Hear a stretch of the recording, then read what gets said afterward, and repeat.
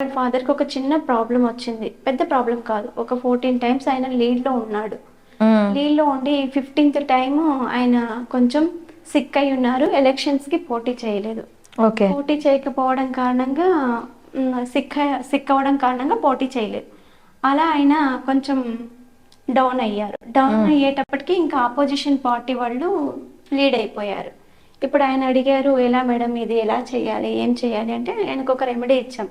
ఆయనకు సక్సెస్ అయిందని చెప్పి ఆయన వాళ్ళ అబ్బాయి హ్మ్. ఫారెన్‌లో ఉంటారు. ఆ అబ్బాయికి చెప్పారు. ఇలా సో అండ్ సో మేడం ఇలా ఈ రెమెడీ చెప్పింది. నాకు సక్సెస్ అయింది. నువ్వు కూడా చెయ్యి. ఆ అబ్బాయి ప్రాబ్లమ్ ఏంటో తెలుసా మేడం? లవ్ చేశారు. హ్మ్. సేమ్ క్యాస్టే. సేమ్ రిలీజియన్సే. హ్మ్. పేరెంట్స్ ఒప్పించారు. హ్మ్. పేరెంట్స్ ఒప్పించారు. పేరెంట్స్‌కి ఇష్టమయ్యే పెళ్లి చేసుకుంటున్నారు. హ్మ్. పెళ్లి కూడా ఫిక్స్ అయిపోయింది. పెళ్లి హ్మ్. ఫిక్స్ అయిపోయిన తర్వాత అమ్మాయి డాక్టరు, అబ్బాయి సాఫ్ట్‌వేర్ ఇంజినీర్ ఇన్ జర్మనీ. హ్మ్. అయితే ఏమైందంటే వీళ్ళిద్దరూ బాగా ఉండడం చూసి హ్మ్. ఓర్వలేక హ్మ్. ఆ అమ్మాయి